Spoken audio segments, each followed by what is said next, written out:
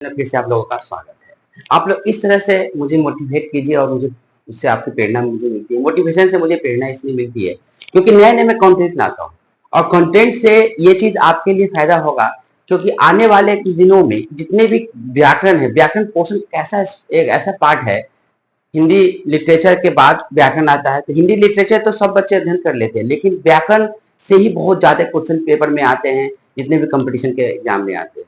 तो वो सबको अच्छे से कंप्लीट करना है। जैसे मैंने जितने भी अभी तक क्लास लिया मैंने आप नहीं देखे होंगे तो मेरे प्ले लिस्ट में जाकर देख लीजिएगा क्योंकि क्लास कंटेंट देखना बहुत जरूरी है क्योंकि मैं जब क्वेश्चन कराऊंगा जब तक आप कंटेंट नहीं देखे रहिएगा तब तक आप क्वेश्चन समझ में नहीं आएगा आपको। तो मैंने इससे पहले कारक कराया, कारक के बाद अब मैं वाच्य कराऊंगा, वाच्य के बाद फिर मैं उसके बाद अशुद्ध अशुद्ध होता है, उसके बाद जितने भी लेटर से लेके सबको मैं धीरे धीरे लाऊंगा। उसके बाद फिर मैं लिटरेचर पे पहुंचूंगा। लिटरेचर के बाद फिर मैं आईसीएसई बोर्ड का भी कुछ सब्जेक्ट लाऊंगा, उसमें जैसे लिटरेचर आईसीएसई बोर्ड का लिटरेचर लाऊंगा। तो ये जितने भी हैं सीबीएसई से लेकर आईसीएसई सब में पढ़ाऊंगा आप लोगों का। बस आप लोग ऐसे ही प्यार बनाते रहिए, प्यार देते रहिए क्योंकि देखिए जितने आप कंटेंट जितने भी शेयरिंग कीजिएगा मेरे चैनल को उतने मुझे मोटिवेशन मिलेगा। ठीक है, तो आप देखिए इससे पहले मैंने कारक कराया तो कारक के साथ मैंने ठीक करवाया। अब कारक के बाद कुछ उसमें लास्ट में बच गए थे संबोधन, वो मैं इसमें वाच्य में लास्ट में करा दूंगा। पहले वाच्य कर लेंगे, वाच्य के लास्ट में जो बचेंगे उसमें मैं करा दूंगा संबोधन कारक। तो ये पहले देखेंगे वाच्य, वाच्य होता क्या है, वाच्य कितने प्रकार के होते हैं, वाच्य इंग्लिश में क्या कहते हैं और इसका क्या ट्रिक होता है। तो एक नजर आइए आप लोग बोर्ड पर देखिए पहले वाच्य क्या होता है। वाच्य को इंग्लिश में हम लोग वॉइस कहते हैं, क्या कहते हैं, वॉइस कहते हैं। और वाच्य है क्रिया के जिस रूप से यह पता चले कि वह कर्ता कर्म, ये यहाँ पे और का वह का मतलब और संबंधित कर किया जाता है। भाव में से किस रूप में ढली है उसे वाच्य कहते हैं, किस रूप में ढल गई उसे हम वाच्य कहते हैं। अब वाच्य के तीन भेद होते हैं। वाच्य कितने भेद होते हैं? तीन भेद होते हैं, ध्यान रखिएगा। वाच्य के जो होते हैं तीन भेद, एक मैंने कंस्ट्रक्शन बनाया है, इस एक के रचना के द्वारा अगर किसी भी डायग्राम के द्वारा किसी चीज को निरूपित करते हैं तो वो और अच्छा लगता है, वो सुंदर लगता है, मनमोहन जिसको कहते हैं मनमोहित कर देने वाला चीज लगता है। तो ये ध्यान रखिएगा, यहाँ पर विनोद माने इतने विनोद का मतलब होता है मनोरंजन वाला।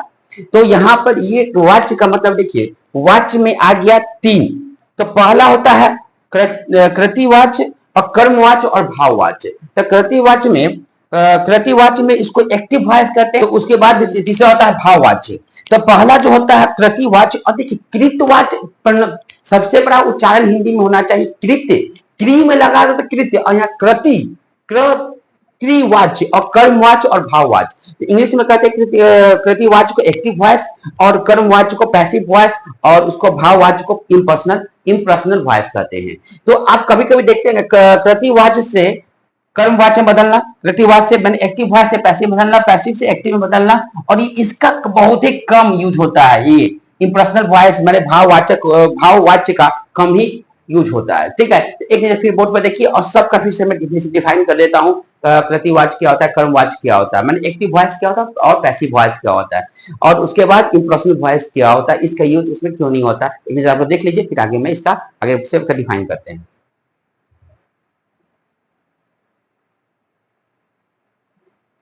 चलिए, तो इससे पहले मैंने इसका डिफाइन इसमें बताया था पॉइंट सब कि वाच्य के कितने प्रकार के होते हैं, तीन प्रकार के होते हैं, कर्तृवाच्य, कर्मवाच्य और भाववाच्य।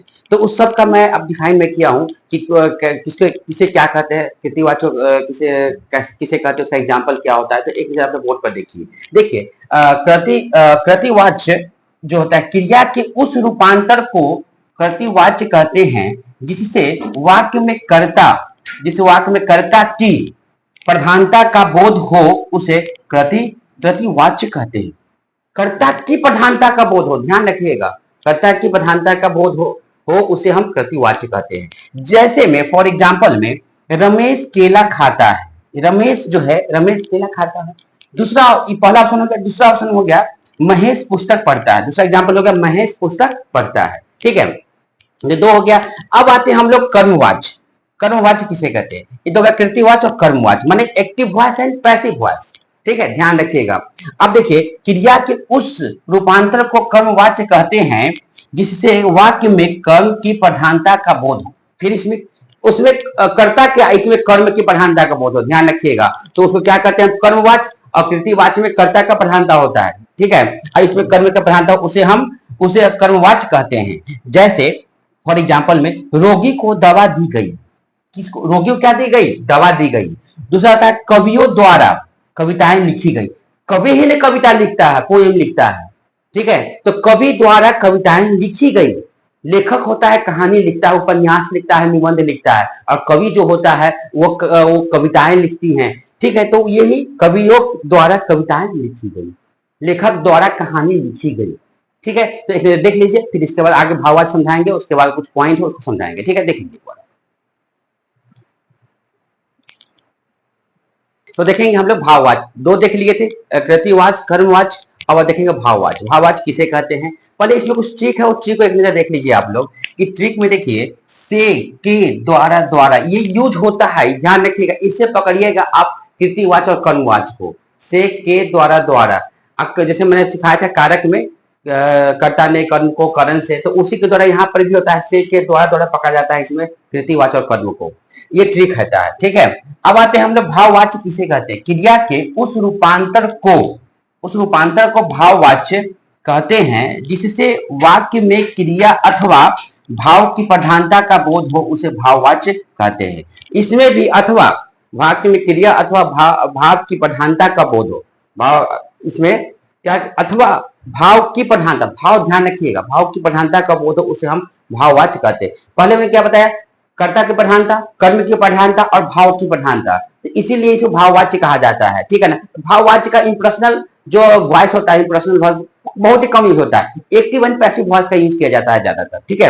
अब आते हैं जैसे में, फॉर एग्जाम्पल में धूप में चला नहीं जाता, इतना कोमल इंसान है कि धूप में चला नहीं जाता, ठीक है। दूसरा है मोहन से टहला भी नहीं जाता, मोहन जो है इतना कमजोर हो गया है, इतना सिंगल हो गया है कि वो चल भी नहीं सकता है, बहुत कमजोर, दुबला पतला, वो खाता नहीं हो। आजकल बच्चे खाते कहाँ हैं ठीक से, ध्यान रहता है पढ़ाई पे रहता है, उसके बाद मोबाइल पर रहता है, तो ध्यान देना भी जरूरी होता है, शरीर पर भी, स्वस्थ होना ही हेल्थ इज द वेल्थ कहा जाता है इंग्लिश में, माने स्वास्थ्य ही धन है, ठीक है। अब आते हैं मुझे उठा नहीं जाता, मुझसे उठा नहीं, मुझसे उठा नहीं जाता। आदमी अगर लेट से सोएगा तो क्या उठ पाएगा, अगर आप ही रात में स्टडी करते हैं, 3 बजे तक स्टडी करते हैं, तो आपको कहा जाए 5 बजे उठने के लिए, तब उठ पाओगे, पॉसिबल नहीं है, it will not be possible, ठीक है। तो वो उठना बहुत दिक्कत हो जाता है, इसीलिए कहा जाता है समय पर सोना चाहिए, समय पर खाना चाहिए और समय पर जगना चाहिए, अर्ली मॉर्निंग उठना चाहिए, ठीक है। तो उसी तरह से मुझसे उठा नहीं जाता। तो एक नजर देख लीजिए, फिर इसके बाद एक वाक्य का प्रयोग कैसे कहाँ हुआ करते हैं उसको भी हम लोग कर लेंगे एक बार, और लास्ट में संबोधन करा देंगे। तो देख लीजिए जरा, चलिए तो देखेंगे हम लोग इसके बाद एक वाक्य का प्रयोग में कौन कहाँ प्रयोग करते हैं, कृतिवाच्य में कैसे प्रयोग करेंगे, कर्मवाच्य में कैसे प्रयोग करेंगे और भाव में कैसे प्रयोग करेंगे। तो देखिए इसे एक नजर देखिए आप लोग, पहले देखिए वाक्य के प्रयोग, ध्यान रखिएगा प्रयोग की बात हो रही है, तो प्रयोग वाक्य में क्रिया के लिंग क्या क्या आता है, लिंग, वचन तथा पुरुष का अध्ययन प्रयोग, ये प्रयोग कहलाता है, ये प्रयोग कहलाता है, ध्यान रखिएगा, लिंग, वचन तथा पुरुष का अध्ययन प्रयोग कहलाता है। अब इसमें प्रयोग कितने प्रकार के होते हैं, ठीक है। तो प्रयोग जो होते हैं ये 3 प्रकार के होते हैं, प्रयोग जो होते हैं 3 प्रकार के होते हैं। तो पहला होता है कृति प्रयोग, पहला होता है कृति प्रयोग, दूसरा होता है कर्मणीय प्रयोग, कर्मणीय प्रयोग, और तीसरा होता है अभावे प्रयोग। ध्यान रखिएगा, तो तीनों का अब हम डिफाइन करेंगे कि कैसे इसका प्रयोग करते हैं, प्रयोग का मतलब कहां कहां यूज, कैसे यूज करते हैं, कैसे एग्जाम्पल में, ये एग्जाम में आगे तक आता है। जैसे आप किसी भी सीटेट से लेकर कहीं भी एग्जाम दीजिएगा, कोई भी हिंदी अगर लैंग्वेज पेपर रहेगा उसमें एक ग्रामर के पोर्शन में भाजवाचक का ये प्रयोग वाला क्वेश्चन डालते हैं, इससे बच्चे का माइंड डाइवर्ट करने के लिए कि ये क्या है, भावे प्रयोग क्या होता है, कृति प्रयोग क्या होता है, अकर्मणीय प्रयोग क्या होता है। तो तीनों के बारे में हम डिफाइन करेंगे। तो एक नजर पर देखिए, फिर उसके बाद हम डिफाइन करते हैं, ठीक है। एक नजर देख लीजिए पहले आप, चलिए तो हम लोग देखेंगे आप, जैसे मैंने बताया कि प्रयोग 3 प्रकार के होते हैं। तो प्रयोग का मतलब होता है कि कहां कहां प्रयोग करेंगे हम। पहला होता है कृति प्रयोग, कर्मणीय प्रयोग और भावे प्रयोग। तो यहां पर देखेंगे पहला जो है कृति, जो है यहाँ पर कृति प्रयोग, माने इसका कैसे लिंग वचन में कैसे प्रयोग करेंगे, तो ये ध्यान रखिएगा। पहले देखिए, जब वाक्य की क्रिया के लिंग, ध्यान रखिएगा लिंग, ठीक है, वचन और पुरुष कर्ता के लिंग, यहां पर ये ध्यान रखिएगा, कर्ता के लिंग वचन और पुरुष के अनुसार हो तो, यहां पर पहला है लिंग वचन, अब फिर कर्ता के साथ लिंग वचन, ध्यान रखिएगा, ठीक है। तो ये कंफ्यूज मत हो जाइए कि सर डबल वाक्य क्यों लिख दिए हैं, ध्यान रखिएगा, यहाँ पर वाक्य क्रिया के लिंग, क्रिया के लिंग, लिंग वचन और पुरुष, यहाँ पर देखिए कर्ता के लिंग, कर्ता के लिंग वचन और पुरुष के अनुसार हो तो उसे कृति प्रयोग कहते हैं। दो ध्यान रखिए, क्रिया और कर्ता दोनों का यूज होता है, बार बार ये बात को हम रिपीट कर रहे हैं कि दोनों ध्यान रखिएगा, दोनों का यूज होता है, उसे हम कृति प्रयोग कहते हैं। ये तो हो गया कृति प्रयोग, लिंग वचन पर ध्यान रखिएगा। अब आते हैं हम लोग जैसे में, जैसे में इसको कैसे समझेंगे कि यह कृति प्रयोग है। तो देखिए, मोहन खाना खाता है, मोहन कौन खाना खाता है, मोहन खाना खाता है, ठीक है। अब कमला घर जाती है, कमला है घर जाती है, जैसे ऋतु घर जाती है, परी घर जाती है, तो जिससे जो भी होता है उसके अकॉर्डिंग यहाँ पर अंजलि घर जाती है, तो यहाँ पर कमला घर जाती है। सोहन पुस्तक पढ़ता है, कौन पढ़ता है, सोहन पुस्तक पढ़ता है, यहाँ पे कमला घर जाती है, मोहन खाना खाता है, आनंद खाना खाता है और हर्ष खाना खाता है। तो ये सब जितने भी होते हैं आप बना सकते हैं, फॉर एग्जाम्पल में दे सकते हैं, ठीक है। अब आते हैं हम लोग कर्मणीय प्रयोग, कर्मणीय प्रयोग कौन कौन होते हैं, ये तो हो गया कर्तव्य प्रयोग। अब कर्मणीय प्रयोग बहुत इंपॉर्टेंट है, ध्यान रखिएगा इस चीज के लिए आप लोग। जब वाक्य की क्रिया के लिंग वचन और पुरुष कर्म के लिंग, यहाँ पर क्या क्रिया के लिंग, फिर आ गया लिंग वचन और पुरुष कर्म के लिंग वचन और पुरुष के अनुसार हो तो उसे कर्मणीय प्रयोग कहते हैं। माने इसमें भी क्रिया के साथ लिंग वचन होता है और उसके बाद इसमें फिर कर्म, यहाँ पर ध्यान रखिएगा कर्म, और यहाँ पर है कर्ता, कर्म और कर्ता दोनों को ध्यान रखिएगा, कर्ता क्या होता है, कर्म क्या होता है, ये दो वर्ड आपका क्लियर हो जाएगा, कर्ता कर्म। तो यहाँ पे मैंने क्या बताया था, एक्टिव वॉइस में भी कर्ता की बात हुई थी और पैसिव वॉइस में क्या होती, कर्म की बात हुई थी। तो उसी तरह से ये प्रयोग कैसे होता है, लिंग वचन में दोनों का प्रयोग कैसे होता है। तो इसमें कहना है जब वाक्य क्रिया के लिंग वचन और पुरुष कर्म के लिंग वचन, कर्म जो यहाँ पर कर्म के लिंग वचन और पुरुष के अनुसार हो तो उसे कर्मणीय प्रयोग कहते हैं। कर्मणीय प्रयोग, कर्मणीय प्रयोग होने के बाद अब इसका एग्जाम्पल हम देखा बताते हैं कि कौन कौन से एग्जाम्पल होते हैं।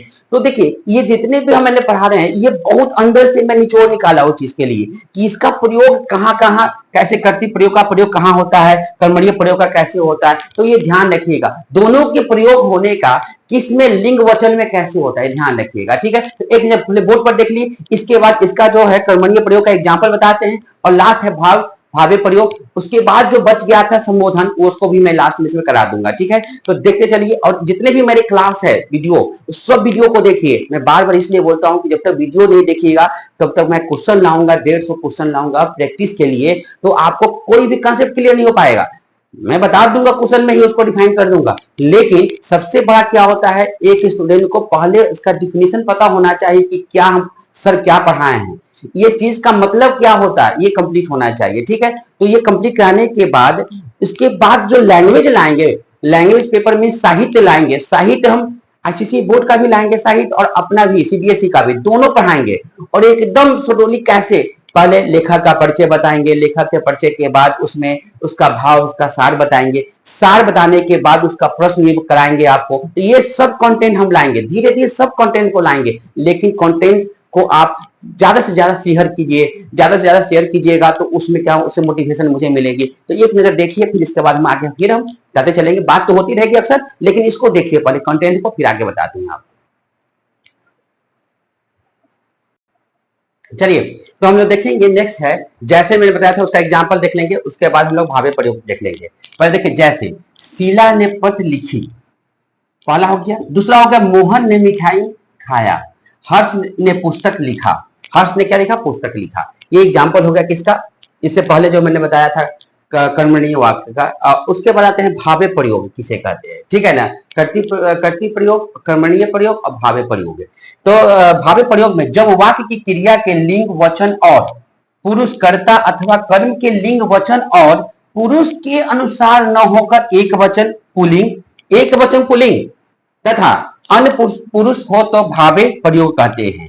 तब उसे क्या कहते हैं, भावे लिंग वचन, ध्यान रखिएगा, कर्ता लिंग, इसमें क्रिया के लिंग वचन और पुरुषकर्ता अथवा कर्म के लिंग वचन पुरुष के अनुसार न होकर एक वचन पुल्लिंग अथवा अन पुरुष हो तो भावे प्रयोग उसे कहते हैं। जैसे में लड़कियों ने पुस्तकों को पढ़ी है, किस लड़कियों ने क्या पुस्तकों को पढ़ी है, उसके बाद लड़कों ने पत्रों को देखा है, लड़कों ने पत्रों को देखा है, जो है यहाँ पर सेकंड में लड़कों ने पढ़ा, लड़कियों ने पुस्तकों को पढ़ी है और लड़कों ने पत्रों को देखा है। लड़का जो है उसे पत्र को देखा कि क्या है इसमें, क्या गुप्त संदेह है कि मैंने क्या संदेश, एक संदेह होता है मीन्स इंसान को भ्रम करना, और एक संदेश होता है कि जो इंसान जो पत्र लिखता है उसमें संदेश देना किसी का अपने मित्र के। जैसे किसी इंसान को अगर सुभाष चंद्र बोस अगर जेल में रहकर किसी को अगर पत्र लिखे, वो उनका दोस्त था केलकर, तो केलकर को पत्र लिखी, अपनी पूरी बातें बता दी, पत्र लिखकर वही पत्र लिखा, उसी को पत्र में उसको उन्होंने कन्वर्ट कर दिया था। तो उसी समय से पत्र का प्रचलन चलते लगे, मतलब चालू हो गया। जो पत्र लिखे सुभाष चंद्र बोस ने पूरा क्या कहते हैं तिलक, लोकमान्य तिलक के बारे में पूरा बता दिए। तो ये तो हो गया आज, तो इसी तरह से ये पूरा भाववाचक कंप्लीट हो गया। अब जो बचा था कारक का संबोधन, वो इसको इसके बाद हम करा देंगे। तो एक चीज देख लीजिए, और देखिए सबसे बड़ा क्या है ना कि पूरे जितने मेरे कंटेंट है, मैंने जितने मेरे क्लास लिया, जितने मेरे वीडियो है, सब प्ले लिस्ट में पड़े हुए हैं, सब देखिए आप लोग, और देखिए डेली देखिए उसको।